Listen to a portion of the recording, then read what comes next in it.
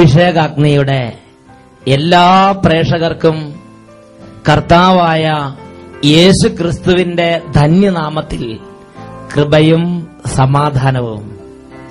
Praise the Lord. ഇന്ന് നമ്മൾ ചിന്തിക്കുന്ന വിഷയം സത്യത്തിന് സാക്ഷ്യം വഹിക്കുക എന്നതിനെ കുറിച്ചാണ്.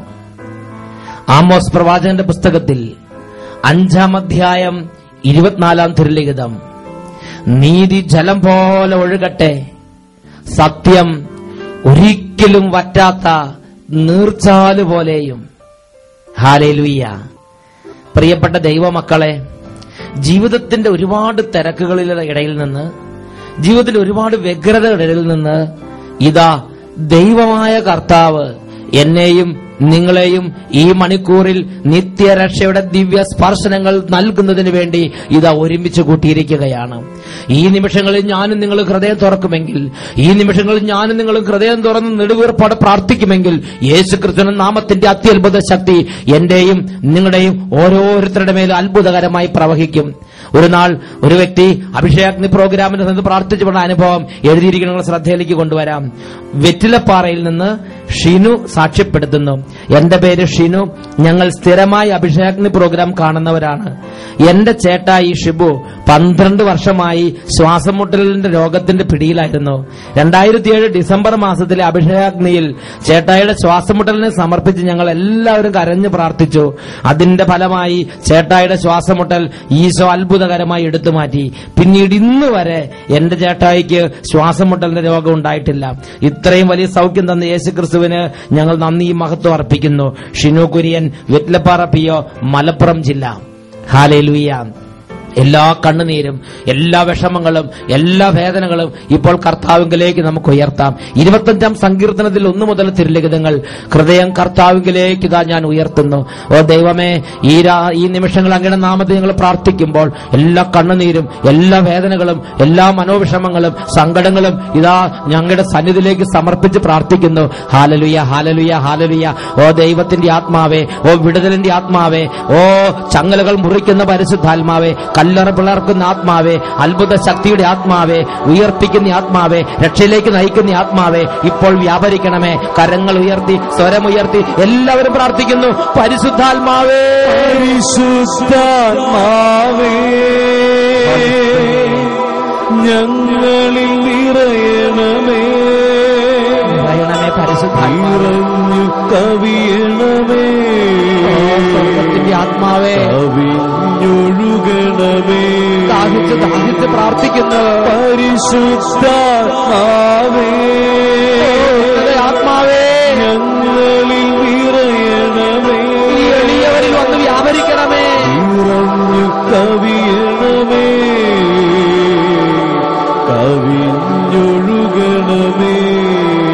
വചനം കേൾക്കുമ്പോൾ ഒരു അഭിഷേകം ലഭിക്കാത്തവർ, അവിശ്വാസ പീഡയാൽ ബന്ധിക്കപ്പെട്ട് കിടക്കുന്നവർ, നിത്യരക്ഷയുടെ വാതിൽ അടഞ്ഞ അവസ്ഥയുള്ളവർ, ഹൃദയം കരിങ്കല്ല് പോലെ ആയി തീർന്നവർ, ഒരു മരവിപ്പും മന്ദതയും വർഷങ്ങളായി ഗ്രസിച്ച് കിടക്കുന്നവർ എല്ലാവരും ഇപ്പോൾ പ്രാർത്ഥിക്കട്ടെ. ഹല്ലേലൂയ, ഹല്ലേലൂയ, ഹല്ലേലൂയ. ഓ കർത്താവായ യേശുവേ, അവിടുന്ന് ദിവ്യ സ്പർശനങ്ങളാൽ ഇപ്പോൾ കെട്ടുകൾ അഴിക്കണമേ. ഈ ദൈവമക്കളെ പീഡിപ്പിച്ചുകൊണ്ടിരിക്കുന്ന എല്ലാ ദുഷ്ടാത്മ പീഡകളെയും, എല്ലാ നാരകീയ സേനകളെയും നസ്രനായ യേശുവിന്റെ നാമത്തിൽ ശാസിക്കുന്നു. ദുരാത്മാവേ, ഈ ദൈവമക്കളിൽ നിന്നും ഇവരുടെ കുടുംബങ്ങളിൽ നിന്നും ഇപ്പോൾ വിട്ടൊഴിഞ്ഞു പോവുക. ഹല്ലേലൂയ, ഹല്ലേലൂയ, ഹല്ലേലൂയ. യേശുവേ ആരാധന, ആരാധന, ആരാധന. യേശുവേ സ്തോത്രം, യേശുവേ നന്ദി, യേശുവേ സ്തോത്രം, യേശുവേ നന്ദി. Praise the Lord. Hallelujah. Amos പ്രവാചകന്റെ പുസ്തകം 5-ാം അധ്യായം 24-ാം തിരുലിഖിതം, നീതി ജലം പോലെ ഒഴുകട്ടെ, സത്യം ഒരിക്കലും വറ്റാത്ത നീർച്ചാല് പോലെയും. എന്റെയും നിങ്ങളുടെയും ജീവിതത്തിൽ സ്വർഗം ആഗ്രഹിക്കുന്ന അതിപ്രധാനമായ ഒരു ഗുണവിശേഷമാണ് സത്യത്തിന് സാക്ഷ്യം വഹിക്കുക എന്നുള്ളത്. ഒരു ദിവസം ഒരു നാട്ടുംപുറത്ത് ഒരു തഴക്കവും പഴക്കവും സിദ്ധിച്ച ഒരു നല്ല വികാരിയച്ഛൻ, ആ വികാരിയച്ഛന്റെ അടുത്ത് ഇടവകയിൽ നിന്ന് നല്ല പ്രായമുള്ള ഒരു നല്ല അമ്മായിയമ്മ ആ അച്ഛന്റെ അടുത്ത് അച്ഛന് ചില സമ്മാനങ്ങൾ കൊടുക്കാൻ തുടങ്ങി. നല്ല പൂവമ്പഴം പഴുത്തൊരു പടല, വേറൊരു ദിവസം ഒരു പാത്രം നിറയെ ചക്ക പുഴുങ്ങിയതും കോഴിക്കറിയും, ഇങ്ങനെ ഓരോരോ സമ്മാനങ്ങള് വികാരിയച്ഛൻ ഇടയ്ക്കിടയ്ക്ക് കൊടുക്കാൻ തുടങ്ങി. പ്രിയപ്പെട്ട സഹോദരങ്ങളെ, അച്ഛൻ നല്ല പ്രായമുള്ള തഴക്കവും പഴക്കവും സിദ്ധിച്ച അച്ഛനായതുകൊണ്ട് അച്ഛൻ ആ അമ്മച്ചിയോട് പറഞ്ഞു, ദാ അവിടെ വെച്ചോളുക. അച്ഛന് പ്രത്യേകിച്ചൊന്നും എതിർപ്പില്ല, അവിടെ വെച്ചോളുക. അങ്ങനെ ഈ അമ്മായിമ്മ ഓരോ തവണ സമ്മാനങ്ങൾ കൊടുക്കുമ്പം അച്ഛനോട് മരുമകളെ കുറിച്ച് നന്നായിട്ട് അങ്ങോട്ട് പറയാൻ തുടങ്ങി. ഓരോ തരത്തിലുള്ള കുറ്റങ്ങള്, മരുമകളുടെ കുറ്റങ്ങള് ഈ അമ്മായിമ്മ പറഞ്ഞു കേൾപ്പിക്കും, സമ്മാനവും കൊടുക്കും. അച്ഛനതെല്ലാം മോളി കേൾക്കും. അങ്ങനെ ദിവസങ്ങളും മാസങ്ങളും കടന്നുപോയി. കുറെ കാലം കഴിഞ്ഞപ്പോ അമ്മായിമ്മ പലതവണ സമ്മാനങ്ങൾ കൊടുത്തു കഴിഞ്ഞു. ഒരു ദിവസം അമ്മായിമ്മയ്ക്ക് ഒരു ജിജ്ഞാസ. അമ്മായിമ്മ ചോദിച്ചു, ഞാൻ ഇത്രയും കാലം എന്റെ മരുമകളെ കുറിച്ച് ഇത്രയും പറഞ്ഞു കേൾപ്പിച്ചിട്ട് അച്ഛനൊന്നും തോന്നണില്ലേ? അപ്പോൾ അച്ഛന്റെ അഭിപ്രായം, അച്ഛന് തോന്നിയ പരിശുദ്ധാത്മ ബോധ്യം അച്ഛൻ അമ്മായിമ്മയോട് പറഞ്ഞു. അമ്മായിമ്മയുടെ മുഖത്തേക്ക് അച്ഛൻ നോക്കി.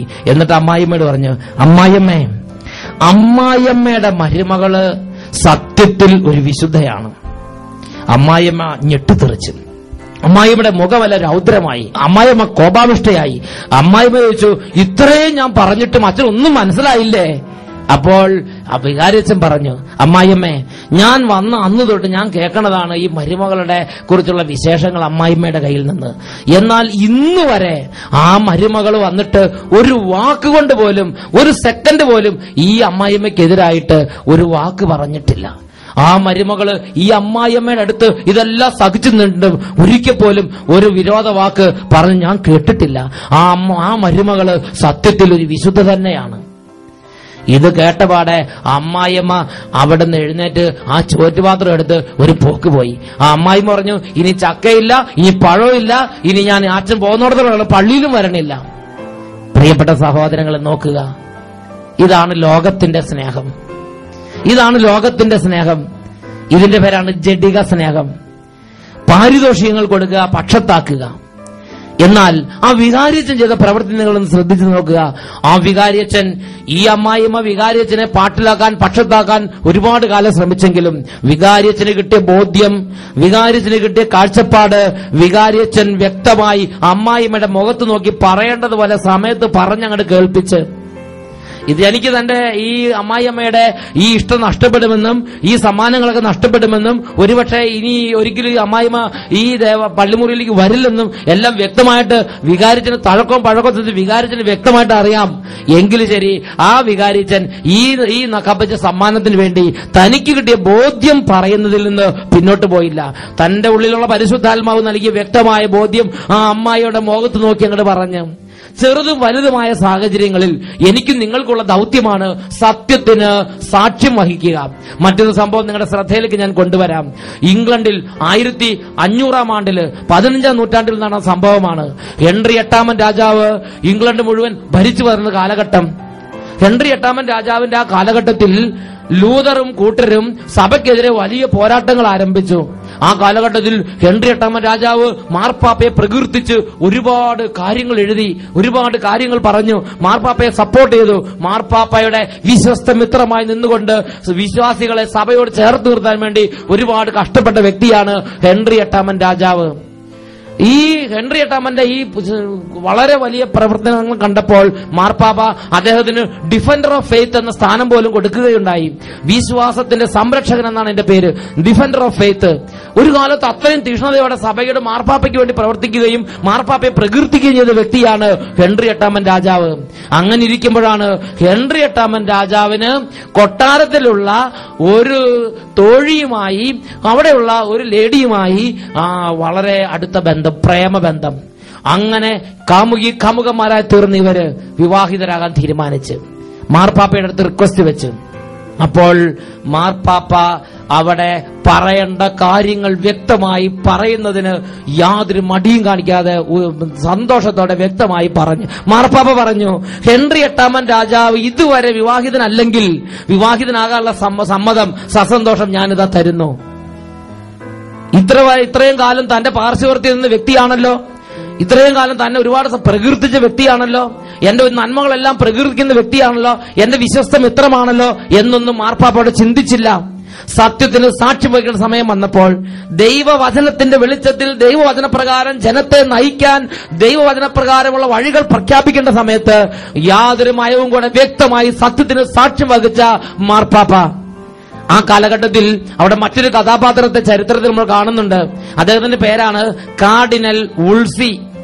ഇംഗ്ലണ്ടിൽ ഹെൻറി 8 രാജാവ് പരമോന്നത സ്ഥാനത്തേക്ക് പ്രതിഷ്ഠിച്ചൊരു വ്യക്തിയാണ് കാർഡിനൽ വുൾസി.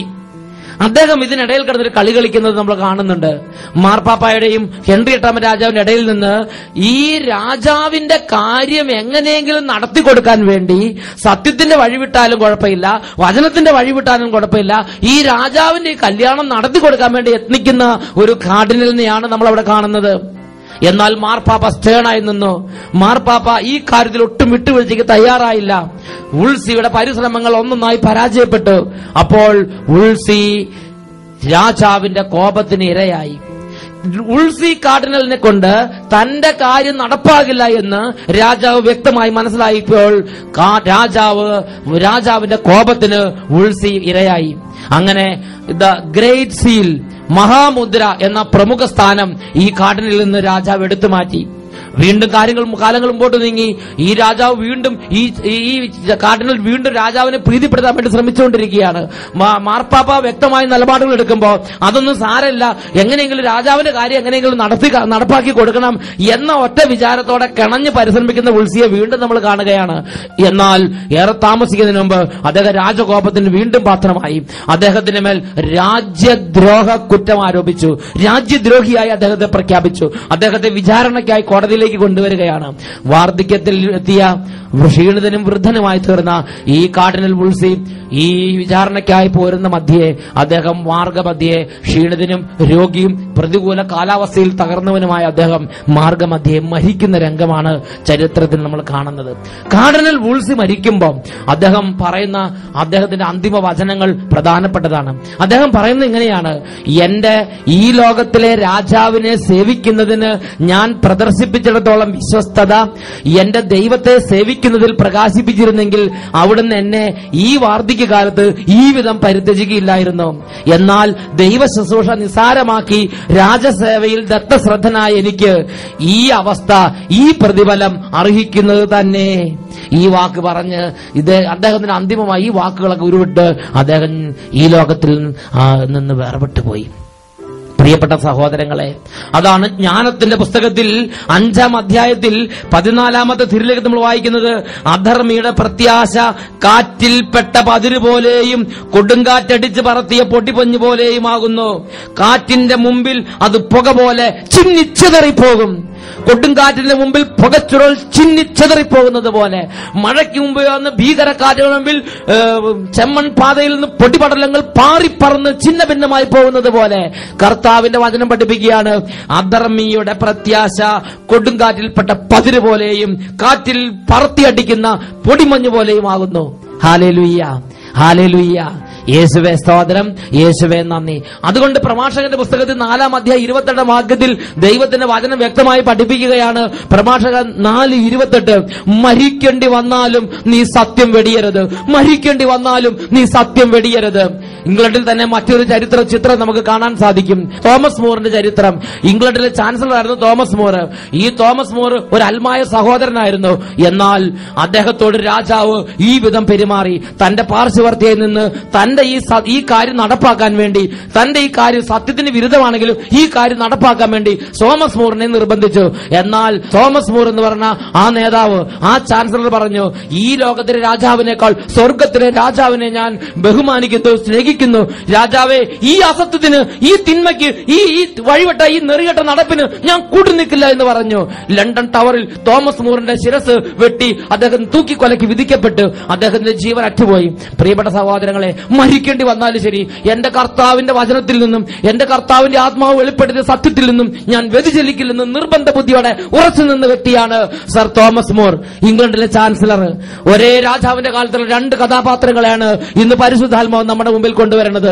സത്യത്തിന് സാക്ഷ്യം വഹിക്കാൻ വേണ്ടി ജീവൻ കൊടുത്ത തോമസ് മൂറും, സത്യത്തിന് സാക്ഷ്യം വഹിക്കേണ്ട സമയം വന്നപ്പോൾ അങ്ങോട്ടും ഇങ്ങോട്ടും ചാഞ്ചാടി ലോകത്തിന് നന്മയ്ക്ക് വേണ്ടുന്ന മറ്റൊരു ജീവിതത്തെയാണ് പരിശുദ്ധാത്മാവ് കാണിച്ചു തരുന്നത്. ഹോസിയ പ്രവാചകന്റെ പുസ്തകം 11-ാം അധ്യായം അതിൽ 12-ാം തിരുലിഖിതം കർത്താവ് അരുളി ചെയ്യുന്നു, എഫ്രായിം വ്യാജം കൊണ്ടും ഇസ്രായേൽ ഭവനം വഞ്ചന കൊണ്ടും എന്നെ വലയം ചെയ്തിരിക്കുന്നു. എന്നാൽ യൂദായെ ഇന്നും ദൈവം അറിയുന്നു, അവൻ പരിശുദ്ധനായവനോട് വിശ്വസ്തത പുലർത്തുന്നു. യൂദായെ ഇന്നും ദൈവം അറിയുന്നു, എന്തെന്നാൽ അവൻ പരിശുദ്ധനായവനോട് വിശ്വസ്തത പുലർത്തുന്നു. ദൈവം കണ്ണിലെ കൃഷ്ണമണി പോലെ വിലമതിക്കുന്ന ഒരു സുഹൃതമാണ് വിശ്വസ്തത, സത്യത്തോടുള്ള കൂറ്. ആമോസ് പ്രവാചകന്റെ പുസ്തകത്തിൽ 5-ാം അധ്യായം 6-7 തിരുലിഖിതങ്ങൾ, ന്യായത്തെ കീഴ്മേൽ മറിക്കുകയും സത്യത്തെ നിലത്തെറിയുകയും ചെയ്യുന്നവരെ കർത്താവിനെ അന്വേഷിക്കുവിൻ, നിങ്ങൾ ജീവിക്കും. എന്നാൽ ഇന്ന് എന്നെയും നിങ്ങളെയും കർത്താവ് ആക്കിയിരിക്കുന്ന സ്ഥാനങ്ങളിൽ ഇരുന്ന് ഞാനും നിങ്ങൾ എന്താണ് ചെയ്യുന്നത്? ഇന്ന് ഞാനും നിങ്ങൾ ആയിരിക്കുന്ന ഇരിപ്പിടങ്ങൾ ഞാനും നിങ്ങൾ വെട്ടിപ്പിടിച്ചതാണെന്ന് വിചാരിക്കരുത്. റോമാലേഖനത്തിൽ 9-ാം അധ്യായം 17 തിരുലിഖിതം വിശുദ്ധ ലിഖിതം ഫറവോയോട് പറയുന്നു, ഭൂമിയിലെങ്ങും എന്റെ നാമം ഉദ്ഘോഷിക്കപ്പെടുന്നതിനും എന്റെ ശക്തി നിന്നിൽ വെളിപ്പെടുന്നതിനും വേണ്ടിയാണ് ഞാൻ നിന്നെ ഉയർത്തിയത്.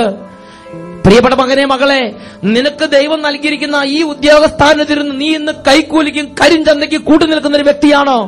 ദൈവം നിന്നെ ഉയർത്തിയ നിന്റെ സഭാ സ്ഥാപനങ്ങളിൽ ഇരുന്ന് നീ ഇന്ന് സത്യത്തിന് സാക്ഷ്യം വഹിക്കേണ്ട സമയത്ത് നീ ഇന്ന് അന്ധകാരത്തിന്റെ കെട്ടിൽപ്പെട്ട് നീ ചാഞ്ചാടുന്ന ഒരു വ്യക്തിയാണോ? നീ ഇന്ന് രാഷ്ട്രീയ കൂട്ടുകെട്ടുകൾക്ക് വേണ്ടിയും നീ ഇന്ന് ലോകത്തിന്റെ നേട്ടങ്ങൾക്ക് വേണ്ടിയും ലോകത്തിന്റെ കയ്യടിക്ക് വേണ്ടിയും പരിശുദ്ധാത്മാവ് വെളിപ്പെടുത്തി തരുന്ന സത്യവചനത്തിന്റെ മാർഗം വിട്ട് വ്യതിചലിച്ച് നടക്കുന്ന ഒരു ജീവിതത്തിന് അടിമയായി മാറിയോ? ദൈവത്തിന്റെ വചനം വ്യക്തമായി പഠിപ്പിക്കുകയാണ്, നീ ഇന്ന് കൈക്കൂലി വാങ്ങിയിട്ടാണെങ്കിലും ശരി, നീ ഇന്ന് ലോകത്തിന്റെ കൂട്ടുപിടിച്ചാണെങ്കിലും ശരി, നീ ഇന്ന് ഉയർന്നുയർന്ന് നീ നക്ഷത്രങ്ങളുടെ ഇടയിൽ കൂടി വെച്ച് പാർക്കുന്ന ഒരു വ്യക്തിയാണെങ്കിലും ഇതാ ദൈവത്തിന്റെ വചനം പറയുന്നു, നിങ്ങൾ സത്യത്തെ വിറ്റ് ചെത്തിയൊരുക്കിയ മാളികകൾ കൊണ്ട്, ചെത്തിയൊരുക്കിയ കല്ലുകൾ കൊണ്ട് നിങ്ങൾ മാളികകൾ പണിയുന്നു, എന്നാൽ നിങ്ങൾ അതിൽ വസിക്കുകയില്ല. നിങ്ങൾ ഇന്ന് സത്യം വിറ്റ് കിട്ടിയ കാശ് കൊണ്ട് നിങ്ങൾ ഇന്ന് എസ്റ്റേറ്റുകൾ നട്ടുപിടിച്ച് മുന്തിരിത്തോട്ടങ്ങൾ നട്ടുപിടിപ്പിക്കുന്നു, എന്നാൽ കർത്താവ് അരുളി ചെയ്യുന്നു, നിങ്ങൾ അതിൽ നിന്ന് വീഞ്ഞു കുടിക്കുകയില്ല. വീണ്ടും ദൈവത്തിന്റെ വചനം ആമോസ് പ്രവാചകന്റെ പുസ്തകം 5-ാം അധ്യായം അതിൽ 12 മുതലുള്ള വാക്യങ്ങൾ ഇങ്ങനെ പഠിപ്പിക്കുന്നു, നിങ്ങളുടെ അതിക്രമങ്ങൾ എത്രയെന്നും നിങ്ങളുടെ പാപങ്ങൾ എത്ര ഗൗരവമേറിയതെന്നും ഞാൻ അറിയുന്നു.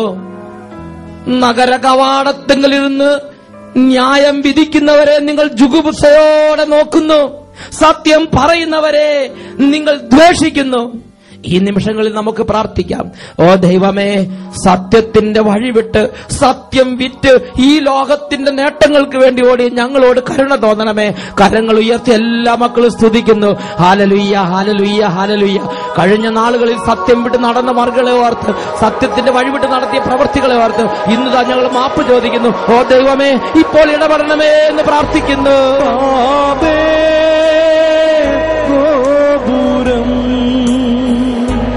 പണിയും മനുഷ്യ ദൈവത്തെ നീ മറന്നുവോ? തിരുസന്നിധിയിൽ അകന്നുവോ? തെറ്റുകൾ പറ്റിയിട്ടുണ്ട് കർത്താവേ, വഴിവിട്ട് നടന്നു കർത്താവേ, പണിയും മനുഷ്യ ദൈവത്തെ നീ മറന്നുവോ? തിരുസന്നിധിയിൽ അകന്നുവോ? കർത്താവേ, ഈ നിമിഷങ്ങളിൽ ഞങ്ങളിതാ താഴ്മയോടെ പ്രാർത്ഥിക്കുന്നു. ഞങ്ങളെയും ഞങ്ങളുടെ കുടുംബങ്ങളെയും അനുഗ്രഹിക്കണമേ കർത്താവേ. സത്യത്തിന്റെ വഴികളിലൂടെ സത്യമാർഗം വിട്ട് നടന്ന് സത്യത്തിന്റെ വഴികളിലൂടെ നടക്കണം. ഞങ്ങൾ സത്യമാർഗം വിട്ട് നടന്നിടത്ത് മാപ്പ് ചോദിക്കുന്ന കർത്താവേ. സത്യത്തിൽ പാത നീ മറന്നു, നിന്റെ ഹൃദയത്തിൽ അന്ധത നിറഞ്ഞു. അപ്പാ, സത്യത്തിൻ പാത നീ മറന്നു, ഞങ്ങളുടെ സ്വർഗത്തിലെ അപ്പാ, നിന്റെ ഹൃദയത്തിൽ അന്ധത നിറഞ്ഞു. തെറ്റുകളിൽ അകപ്പെട്ട് കർത്താവേ, ജീവിത ബന്ധങ്ങൾ ഉലഞ്ഞു, നീറും നിരാശയിൽ തളർന്നു. ജീവിത ബന്ധങ്ങൾ ഉലഞ്ഞു, നീറും നിരാശയിൽ തളർന്നു. യേശുവിനോ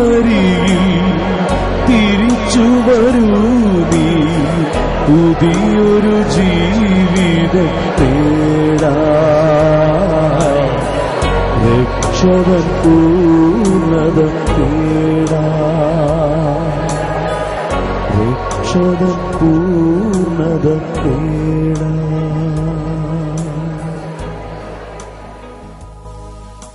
പ്രഭാഷകന്റെ പുസ്തകം 4-ാം അധ്യായം 28-ാം തിരുലിഖിതം. മരിക്കേണ്ടി വന്നാലും സത്യം വെടിയരുത്, കർത്താവ് നിനക്ക് വേണ്ടി പൊരുതിക്കൊള്ളും. Praise the Lord.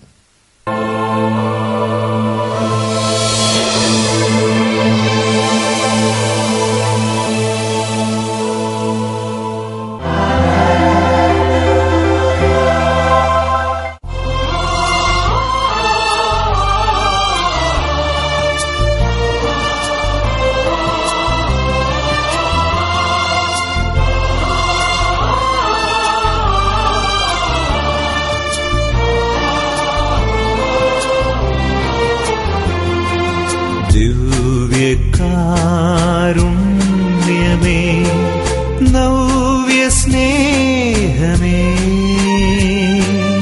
എന്റെയുള്ളിൽ വാഴുവാൻ നീ വരൂ വരൂ.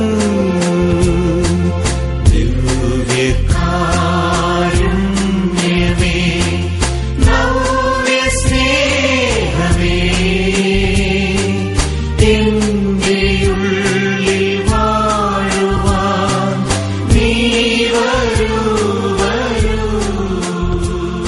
സത്യത്തിന് സാക്ഷ്യം വഹിക്കാൻ വന്ന ദൈവപുത്രനായ യേശു ക്രിസ്തു, പ്രിയപ്പെട്ട ദൈവമക്കളെ, കരങ്ങൾ ഉയർത്തി രക്ഷിതാവിനെ വിളിക്കുക. ഒത്തിരി കാലങ്ങളായി കുടുംബത്തിലും ജീവിതത്തിലും വംശത്തിലും പാരമ്പര്യത്തിലും കുട്ടികൊള്ളുന്ന എല്ലാ അന്ധകാര കോട്ടകളും ചിന്ന ഭിന്നമാകുന്ന സമയമാണിത്. അത്ഭുത ശക്തി ഇതാ വ്യാപരിക്കുന്നു. എല്ലാവരും വിളിക്കുന്നു, യേശുവേ യേശുവേ, ഹല്ലേലൂയ ഹല്ലേലൂയ. കർത്താവ് യേശുവിന്റെ ഉന്നത നാമത്തിൽ എല്ലാ ദുർബോധങ്ങളെയും ദുർശക്തികളെയും എല്ലാ മാരകവ്യാധികളെയും മാരകപീഠകളെയും ശാസിക്കുന്നു, ബന്ധിക്കുന്നു, ബഹിഷ്കരിക്കുന്നു. നിർവീര്യമാകട്ടെ. ഹല്ലേലൂയ ഹല്ലേലൂയ ഹല്ലേലൂയ. യേശുവേ എന്റെയുള്ളിൽ വാഴുവാൻ നീ വരൂ വരൂ.